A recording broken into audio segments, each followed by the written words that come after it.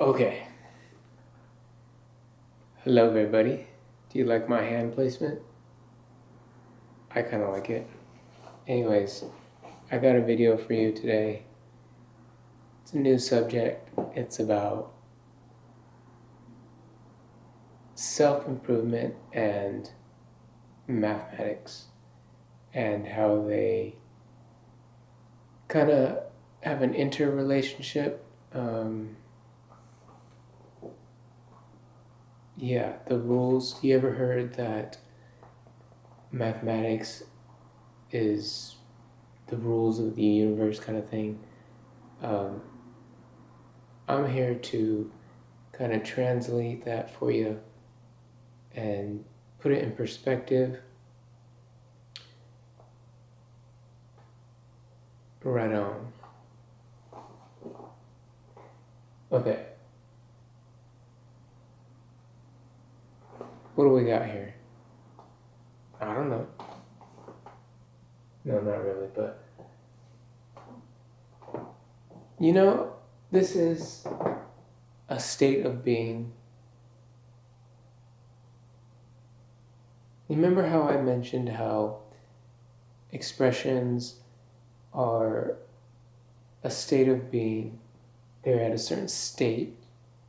Well, that could directly translate to you as a person. You are at a current state of being at all moments, right?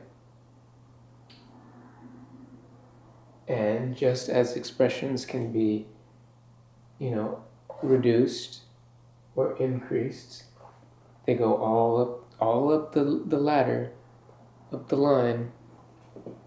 So too does your state of being go increase or decrease, depending on your inputs, your what you introduce into your mind, because your mind actually, I'll just keep it at that for now. So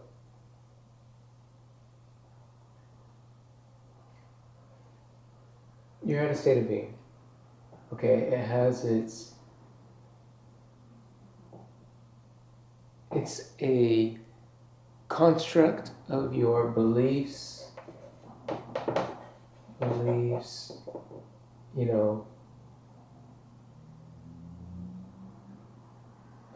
your, I guess, emotional state,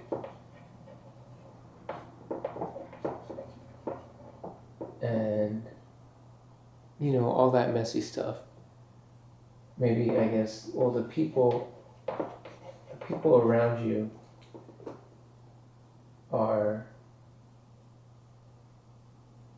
they're enforcers of your beliefs and emotional state.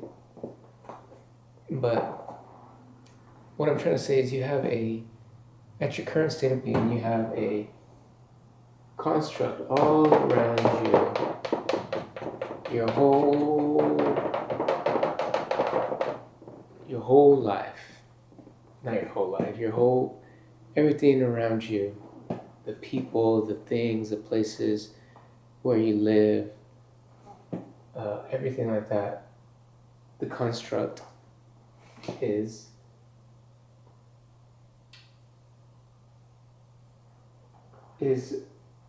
your state of being, right? Okay, so now just as in mathematics, we have this principle where maybe you can multiply. So you have like the force, which introduces something, or it adds movement. You can consider that as more like your will, or your energy, which is your will, your energy to introduce new substance.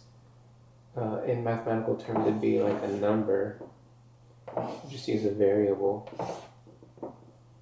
it'd be a number. You introduce a new substance. In the case, if you were to translate that to maybe to your mental state, it'd be more like beliefs. Introduced through beliefs. Just that's the most important thing, beliefs.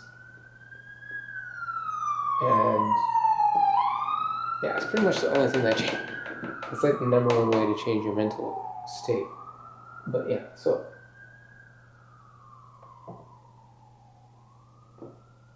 yeah. And depending on that input, you can either, it could be a detriment or a benefit, right? Okay, so when you introduce new beliefs, or let's just say you factor out a belief, you get rid of it, you extract it, you put it out here somewhere. We'll just put B. These are your old beliefs. You extracted it, you factored it out of your mind. Now, if you know, okay, I'm not, when you factor out, it just doesn't disappear. In math, you know, things just don't disappear willy-nilly. They have to be canceled out, right? Just that applies to everything, you know, like any substance here in this realm, it never disappears, it just changes state. But once you factor out your beliefs, they're still in your state of being. Maybe let's just say you increase your state of being, but it's down here. So your factored out state of being is still, your factored out beliefs are still in this state of being, right? So that raises the possibility that it's possible to go back down to that hollow state of being that's there waiting for you to fall and trip. And the same goes for the opposite applies when you're raising as well. You have your state of being, which are of higher quality, and the state of being up here, waiting for you to jump on in. Okay, now this is some real stuff here. But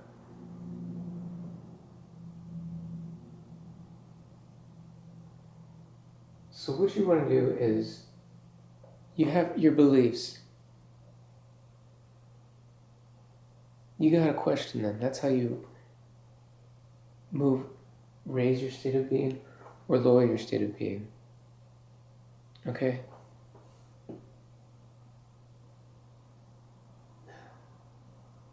What else do I got for you? See, I wrote it down in like an essay here.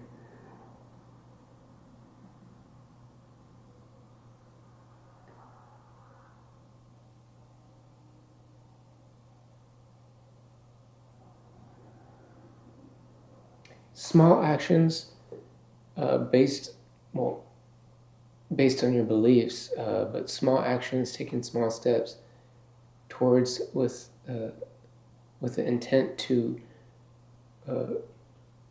become a state of being, or a way to kind of increase your state of being. But take small actions, take small wins, you know, like maybe an example would be maybe stealing money out of your mom's purse, all right? It's a small win for you. I'm just kidding. I really don't condone that. But like a small win would be, I don't know, your girlfriend buys you lunch for the day. That's a small win because you keep your money in your pocket and you're fed.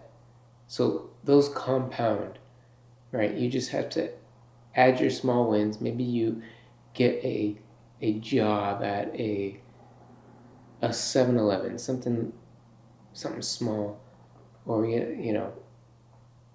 something like that. That's actually a story from my story, but yeah, that's how you get ahead. Is compound your small wins, and then they become greater, and then you have the chance to make greater benefits, greater successes.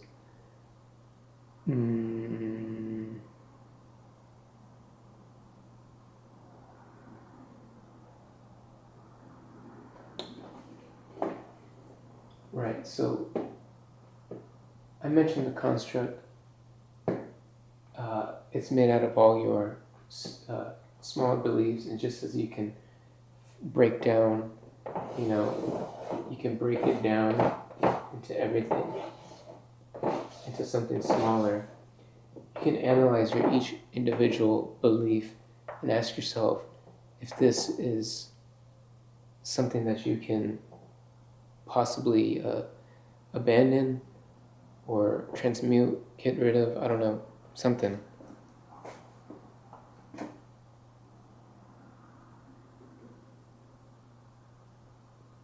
Anyways, that's all I have for you for now. I plan on getting a little more organized in my thoughts and stuff like that. Or at least not in my thoughts, because I'm already perfect as my thought process. But as far as presenting, it's totally different when you're here and here. Like, it's clear here, trying to represent it here in physical, not so much. Different. Anyways, see you later.